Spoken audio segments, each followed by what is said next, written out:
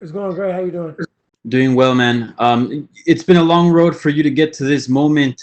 Now that it's finally here, after all the hectic situation with COVID-19 and the postponement and everything, how good does it feel to finally be in fight week? It feels great. I mean, everything happens for a reason. I think it was a blessing in disguise. I had a chance to really just grow as a fighter, mentally get myself prepared to fight, and added some new wrinkles to my game. And now it's a more prepared, more focused Tyron Woodley. And I think that's a fighter that the fans deserve to see.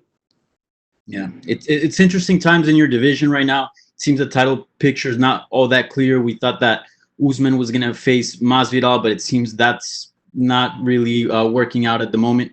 Do you think a win on Saturday could put you right in there, and maybe you're the one that challenges Usman next? I think just when I win in a dominant fashion is going to set up a lot of wins for me. It could be a fight against Usman. It could be anything, but I think just going out there Saturday and focusing on that first, and not looking so far down the road is what's going to help me out in this situation. Yeah, and obviously you were a very dominant champion. Can you explain what kind of happened in your last fight with Usman where you lost, and have you made any changes or any adjustments since that bout? No, I really can't explain what happened, so I didn't really have to make adjustments because I just wasn't in my body that night. So I haven't really watched the fight, haven't really focused too much on it, just focus on moving forward from it, and that's what I'm doing right now. When you say you weren't really there, like, I guess if you can elaborate on that feeling, like what exactly were you feeling when you were when It's you? kind of hard to elaborate. You have to just be in that moment. You have to be a fighter to understand. Every fighters have those fights where they just feel like they weren't in their own body, and it's very difficult to explain. So um, just know that I'm prepared, I'm focused, and I'm ready to fight. Yeah. And I recently spoke to Burns, and he said that basically speaking on that performance, he said basically that you're no longer the beast that you used to be. Do you think people are putting too much stock on that performance? Yeah, I just don't really care what anybody say. I'm out to say anything. Gilbert Burns is saying what he thinks you guys want to hear, as well as many fighters. That's my issue with the division right now. Fighters are not being themselves. Fighters are being what they think the fans want to see, what they think Dana wants to see, what they think the UFC sees as a fighter. I'll fight anybody, anywhere, anytime, and that's great if you really do that. But he'll see Saturday. Thank you, Tyron. Good luck. Cool, got it. And we'll take the next question from Jeff Wagenheim with ESPN. Jeff, please go ahead. Hey, Tyron. I'm curious about your thoughts about competing in the smaller cage, less space to maneuver around. You're a guy who is aggressive but also does move around. You're competing against a guy whose biggest threat is as a submission grappler. How do you think this impacts the fight for you? More angles, less lateral motion. So it's just something small that you got to figure out. And Mike Tyson did it for years in the boxing ring. He didn't have 31 foot, but he used angles. He's cut off, used his footwork, and he had a lot of dominant performances. So just using more angles, more cuts, more forward pressure, and that should solve the problem. It is a small cage, though.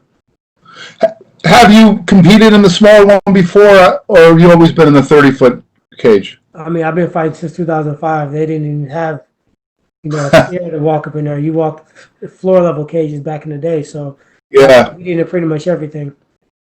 Yeah. And then the other thing I would ask you is just in general, you're in Vegas. The fight capital of the world is back in business. What are your thoughts about that? About the sport was on kind of on a pause and without a home, and now the UFC and the sport of MMA is back in the fight capital. What are your thoughts? I just was being positive about everything. I think God as sovereign rule over everything, and I just been really positive about all the things and just trusting myself and doing everything to be safe and precautious, to keep myself away from certain people, to only train with a certain group of people, and just everybody being respectful of the fact that if one of us tests positive for COVID-19, none of us make money, none of us fight. So I think the UFC themselves have done a great job. And what I've seen and what I've experienced so far this fight week, they've taken every precaution to make sure that we are safe. And that means a lot to me, and it means a lot to the fighter. So when I get on the octagon, I'm not really going to think about it. It's less distractive. It's less demands. It's less media face-to-face. There's more time to rest and focus on the fight and train to cut your weight. Great. Thanks very much. Got it. And our next question will come from Gabriel Pangalangan with Dojo Drifter. Gabriel, please go ahead. Hey, Tyron. So the last year has been a busy one for you. You know, you're in Thailand, you released an album, you're on the Titan Games. What was this year about for you? Was it getting rid of distractions? Or what was it all about for you? Just growing and dealing with problems. You know, I had to deal with the fact that I lost my belt. And it was something I didn't expect to happen. I expect to retire, you know, as a UFC champion after, you know, trying to chase down a record of Georges St. Pierre. And, you know, sometimes you get hit with someone blocks and you got to be able to evolve from that. So for me, it was just basically reprioritizing my life and putting myself back in position where I can be the dominant champion I once was. And it was a lot of refocusing and a lot of, you know, getting rid of things that didn't belong in my circle. And, you know, whether it was people, whether it was things I was doing, time I went to sleep, what I was eating, how I was training. And I just got back to the basics. So now I'm the Tyron Woodley that, you know, the fighters should be scared of and the fans should be excited to watch fight. That's awesome. And then after the last pay-per-view was UFC 249, some people attributed Tony's loss to having too lengthy a camp. But you yourself, you've had 2 camps already, one for London and now this one in Vegas. Was having 2 camps a concern for you? And how did you make any adjustments to make sure you wouldn't be overworked? Tony Ferguson's loss wasn't due to 2 camps. It was due to his game plan. It was due to his, you know, he's tough. He's too tough for himself sometimes. And you got to have a plan. You got to have the ability to call audibles out there on a field, as you would say. So he didn't do that. You know, you can't just stand in front of Gaethje and you hear those punches just hitting him. You know, with our audience, it makes a lot of noise. So you can just imagine what it. So he needed to switch things up, and he didn't do that. I don't know. I can't vouch for his training camp. I wasn't there. I don't know what he did. But I know each time we got the training camp or the date pushed back, then I elevated the training. Because that means that if you elevate the training and when you go to tapering into the rest stage, you should compete at a higher level. So I just adjust my training camp to peak. And now I'm set to peak on Saturday. Yes, and we know that Gilbert, you fought a lot of high-profile fighters, and Gilbert isn't really one of the highest-profile fighters. Was there any less motivation going to this fight, or was there trouble finding motivation? You know, my motivation is on performance, going out there and doing what I can do, not fighting to anybody's level, not fighting to anybody's record or their name. It's fighting to my expectations. So whether I'm fighting someone with a huge name or someone without a huge name, you know, everybody in the UFC, especially in the top 5, are dangerous. And everyone is dangerous in their own way. And Gilbert's dangerous in his own way. He got heavy hands. He has, you know, a compact size. He seems to be very aggressive, especially when he's, you know, in a rhythm. And also, you know, a submission threat is something that you really got to look out for. So whether he has a name or not, he posed some threats. And I have to be honest with that. And I got to be honest with anybody in the welterweight division. There's no easy cakewalk. When was the last time I even had an easy fight? I can't remember easy fights in Strikeforce. So at the end of the day, you know, I've not made my name, not made my career on taking or fighting easy opponents. So my motivation now is not so much beating him or beating Usman or beating anybody else. It's about going out there and performing. And if I perform, you know, what better thing to do is focus on my performance, because if I perform at the level that I'm supposed to, I'm going to beat everyone all day of the week anyway. So I just redirect my focus to that and that alone. All right, thank you so much. Got it. We'll take the next question from Jim Varsalone with the Miami Herald. Jim, please go ahead. All right, thank you, Tyron. I was wondering about the training for this fight, and if you had to train somewhere different, if you could talk about your training team, and if it was a little more limited because of COVID-19, and just that whole process leading up to this type of fight in these trying times. You know, I was really blessed that I invested into a gym early on in my career. 2011, I opened up ATT Evolution. And I also have a home gym in my house. So Dean Thomas is my head trainer. He drove up actually from Florida 16 hours. So I had access in my own home to treadmills, bikes, bags, mat area, turf, sauna. And then I have my own gym in St. Louis that was completely quarantined, closed down to the public, where it was only me, my son, and a select few training partners that we all trained together. So I really didn't miss a beat. And Atlanta was one of the first cities that kind of opened up, and I did a lot of training there when we knew that Madhouse. So with that, you know, my homie Lucen, And Dean Thomas, I usually don't use a big group of training. I mean, some of those things that you don't really think about, like if you train with too many people, they bump into each other, you slip on sweat, somebody get poked in the eye, or you got those people that are in the gym, they see the world champion, that had 5 titles, and they want to show their coaches and everybody else that they can compete with him, and it becomes like almost a gym Olympics. So I want to train with people that have that etiquette. They understand that you're supposed to push me to a point, but at the end of the day, me being hurt and injured, not being able to fight, you fail. If I get hurt and injured on your watch, you kind of fail, the mission. So it was kind of business as usual, to be honest. One other thing that's interesting, too, is obviously there will be no crowd for this fight. Does that weigh on a fighter's mind, or when you go out there anyway, no matter how big the crowd is, you're just so focused when you're in there? Is it going to be a little different? What do you think? I do a walkthrough every fight.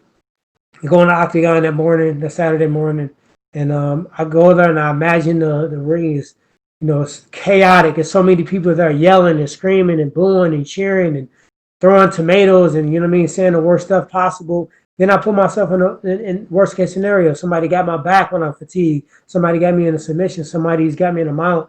And I work through all those positions. So when I actually walk out, though it's maybe tens of thousands of people there or whatever the case may be, it really feels like an empty arena anyway.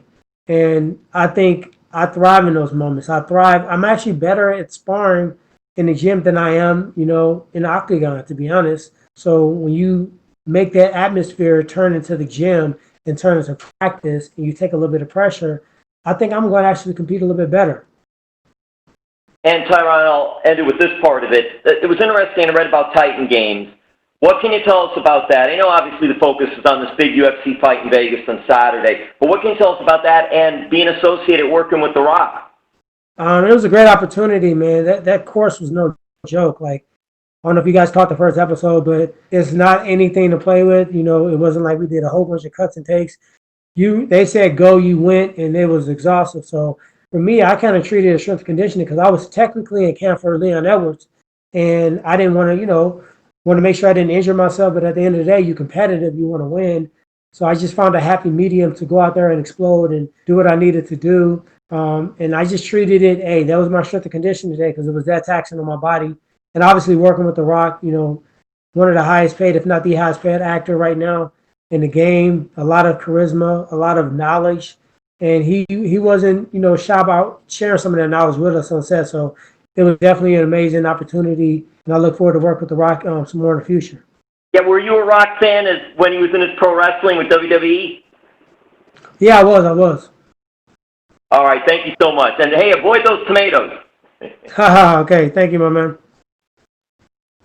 Okay, we'll take the next question from Amber Dixon with KSNV. Amber, please go ahead.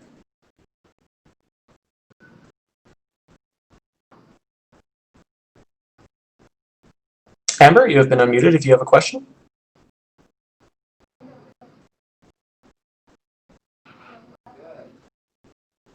Okay, we will move on, and we're going to have Mike Heck. Mike, if you are ready, please ask a question.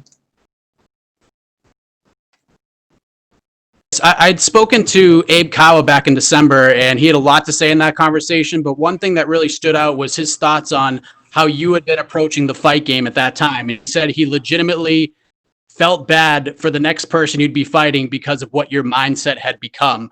Coming out of the fight with Kamaru Usman, do you remember the moment where that switch flipped for you?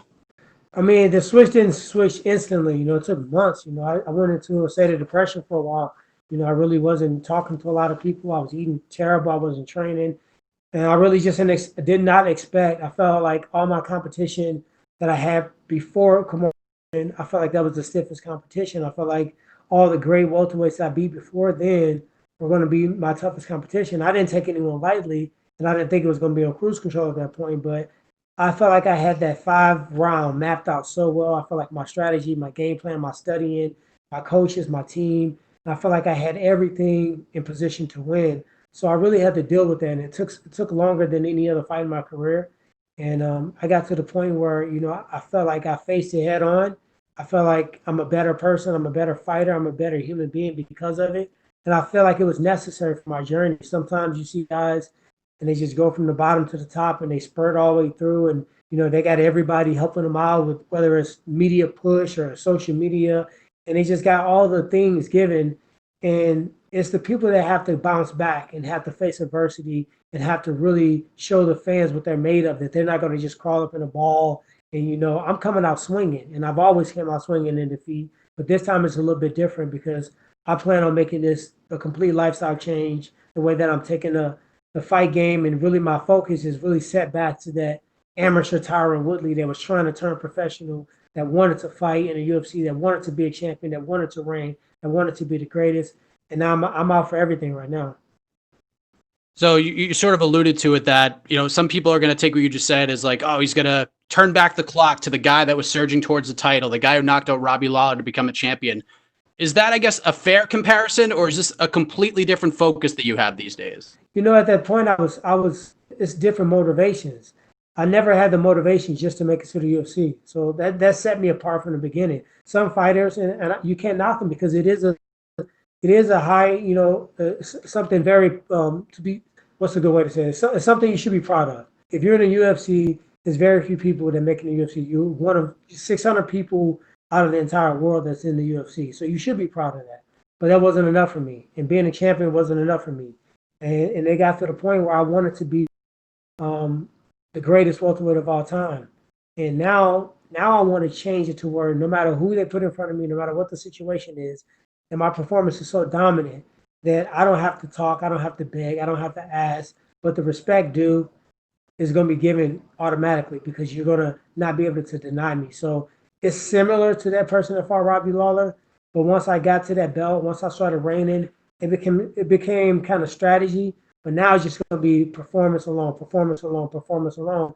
So it don't really matter who's in the octagon. No matter if it's a super fight, a number one contender, or a championship fight, Gilbert Burns, it don't matter. I'm just going out there to perform at my level.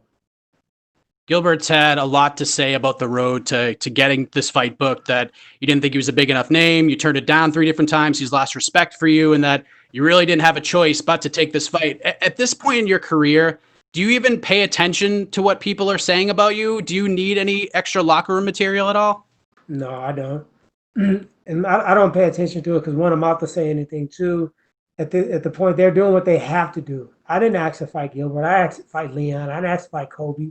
I didn't ask to fight Usman, Till, or none of those guys. Those guys asked to fight me. I was the guy. I was the person that was at the top of the food chain, and they wanted to fight me, and they should. Because when I was at their level, when I was at a position where I wanted to get the opportunity, you know what I mean? That's what I had to do. The way that they're doing it is really corny, but I was able to do that with respect. When I wanted to fight Carlos Condit, I said, nobody want to fight him, I'll fight him. I'll step up to the challenge. I never had to disrespect him. I never had to talk bad about him. I'm still a fan. Carlos Condit may be my favorite welterweight to watch, even over George St. Pierre, just because he used his abilities and maximized every single time. He always gave us 100% effort and win, lose, or draw. It was exciting to watch. And he was a humble guy behind stage. So I gave him respect the entire time through. And I got to be real. Usman gave me respect as well.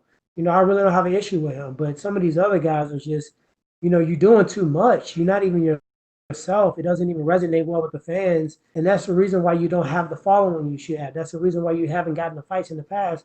And this, for these guys, is just really a blessing in disguise because the opportunity for international fight to happen at this exact moment is not really there. And people yelling and talking about they're fighting anybody, anywhere, anytime, that's going to help them right now because at this point, it is going to be a position where they, may have those opportunities. So I'm looking for a performance. I really don't care. I don't need Gilbert to respect me. I'm respected by the world for what I've done. And then last thing for me, just to add to what you just said, is just getting a win enough for you on Saturday, or does this need to sort of pose as a reminder that you were the guy who won and defended a world title several times and finished a lot of guys on the way up? Does this need to serve as a reminder to all of those people who may be doubting you?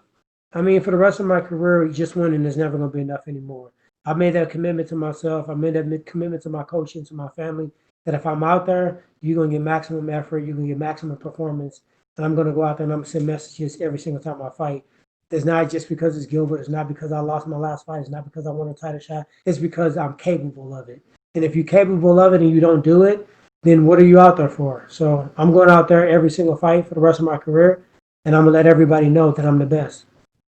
Thank you, Tyron. All the best to you on Saturday. Thank you. Perfect. Thank you, Tyron. That is all the time we had for you, sir. Cool.